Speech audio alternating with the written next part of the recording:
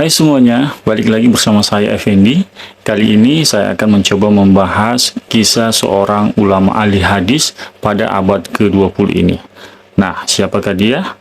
Yuk simak video ini selengkapnya.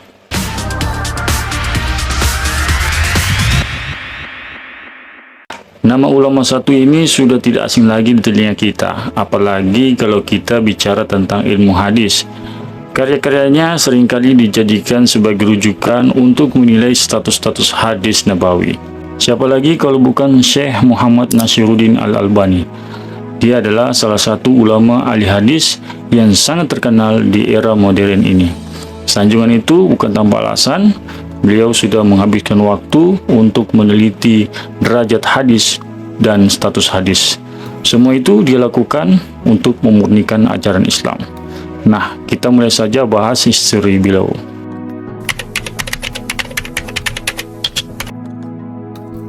Nama lengkapnya adalah Syekh Muhammad Nasiruddin bin Al-Hajj Nuh Al-Albani, dan kunyah beliau adalah Abu Abdirrahman. Sebutan Albani disematkan kepadanya karena dia berasal dari Albania. Beliau dilahirkan pada tahun 1914 di kota Skadar yang saat itu menjadi ibu kota Albania. Beliau tumbuh dalam keluarga yang tidak mampu secara ekonomi, namun demikian nuansa ilmu keagamaan mewarnai keluarga beliau. Bahkan sang ayah Al-Hajj Nuh menjadi rujukan orang-orang dalam urusan agama. Sang ayah juga aktif memberikan bimbingan dan keagamaan kepada mereka. Suatu saat, sang ayah mengajak Albani kecil untuk hijrah ke kota Damaskus di Suriah. Hal ini dilakukan sejak Ahmed Zog naik tahta dan menjadi penguasa tertinggi di Albania. Kemudian dia mengubah sistem pemerintahan menjadi pemerintahan sekuler dan pola politik ala komunis. Sang ayah pun sangat mengkhawatirkan keselamatan agama dirinya dan keluarga. Akhirnya dengan terpaksa, sang ayah dan keluarganya berimigrasi ke kota Damaskus, termasuk Syekh Albani yang pada saat itu masih berusia 9 tahun. Di sanalah Syekh tumbuh besar dan beradaptasi dengan komunitas dan lingkungan yang baru. Ayahnya memasukkan sang putra di Madrasah Al-Is'af Al-Khairi untuk jenjang ibtidaiyah.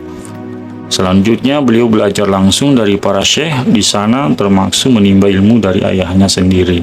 Di samping itu, beliau belajar fikih mazhab Hambali dari Syekh Sa'id Al-Burhani dan tidak ketinggalan ilmu bahasa serta balaghah.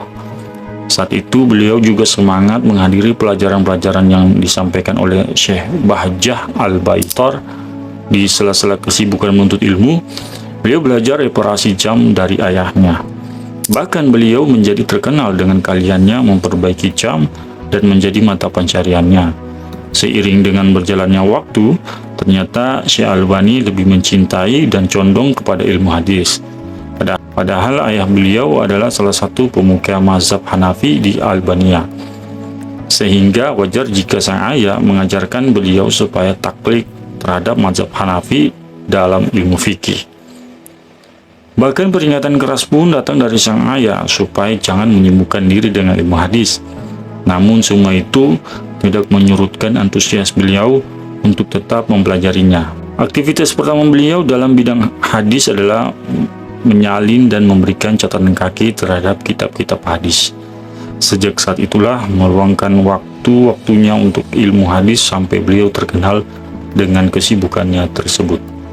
Tidak heran jika perpustakaan Az-Zahriyah membuatkan sebuah ruangan khusus untuk beliau di perpustakaan tersebut, supaya beliau lebih nyaman dan fokus dalam mengadakan penelitian ilmiah. Di samping itu, beliau juga diberi kepercayaan penuh untuk memegang kunci duplikat perpustakaan itu, sehingga kapan saja bisa melakukan pembahasan dan penelitian ilmiah. Selain kesibukannya di perpustakaan, beliau adalah pembawa bendera dakwah tauhid dan sunnah di Suriah saat itu. Sehingga cukup banyak para syekh di Damaskus mengunjungi beliau dan terjadilah diskusi ilmiah seputar tauhid, larangan fanatik terhadap mazhab dan bid'ah. Tantangan dan kecaman pun bermunculan dari para fanatikus mazhab, orang-orang sufi dan ahli bid'ah yang lainnya. Berbagai predikat buruk pun dialamatkan kepada beliau seperti Wahabi sesat dan selainnya.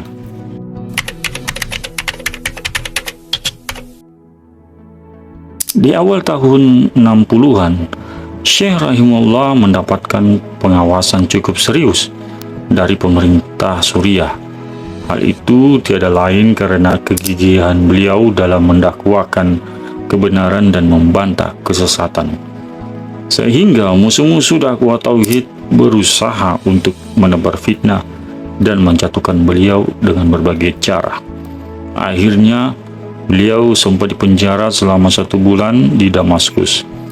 Kemudian, selang beberapa waktu, dibebaskan, kemudian kembali dimasukkan ke penjara, dan beliau jalani selama 8 bulan.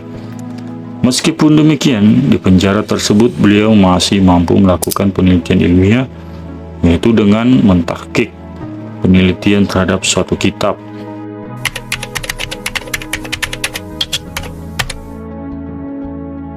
Sungguh Syekh Albani mempunyai kesungguhan dalam berkhidmat, memberi pelayanan terhadap Islam, baik dalam bentuk ceramah dan tulisan.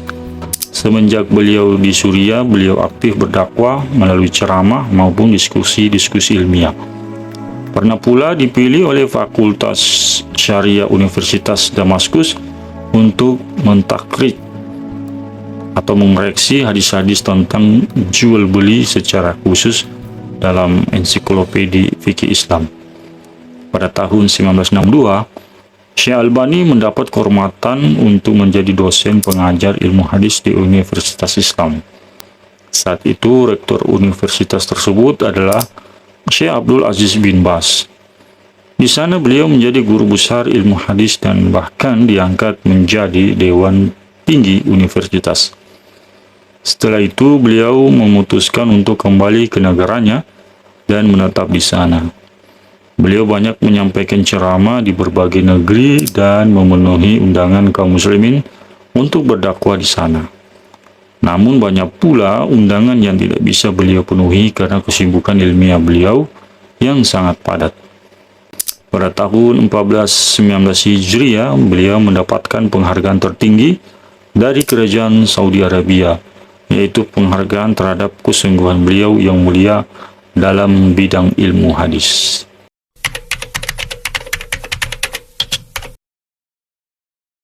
Sumbangsi beliau dalam bentuk tulisan memang sangat banyak dan sangat monumental.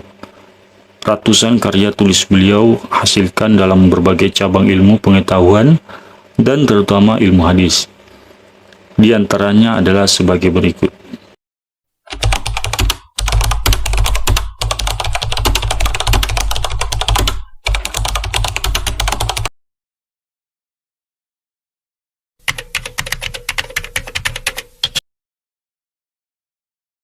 Syekh bin Baz rahimahullah mengatakan, "Belum pernah aku melihat di bawah kolong langit saat ini orang yang berilmu tentang hadis seperti Syekh Muhammad Nashiruddin Al-Albani." Dalam kesempatan lain beliau menyatakan, "Menurut dugaan saya, Syekh Muhammad Nashiruddin Al-Albani adalah mujaddid abad ini. Allahu a'lam." Syekh Al-Utsaimin berkata, "Yang aku tahu tentang Syekh Albani dari sela-sela pertemuanku dengannya yang sebentar, beliau adalah seorang yang sangat antusias dalam mengamalkan sunnah dan memerangi bid'ah. Sama saja apakah bab akidah atau amal. Adapun dari tulisan-tulisan beliau dan telah mengetahui hal tersebut, beliau mempunyai ilmu yang luas tentang hadis."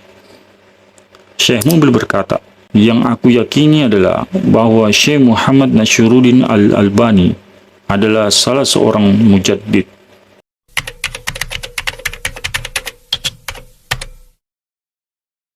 Beliau wafat pada hari Jumat, pada Sabtu tanggal 21 Jumada Tsaniyah 1420 Hijriah, atau bertepatan dengan tanggal 1 Oktober 1999 di Yordania. Semoga Allah Subhanahu wa taala merahmati Syekh Al-Albani dan membalas jasa-jasanya dengan balasan yang terbaik.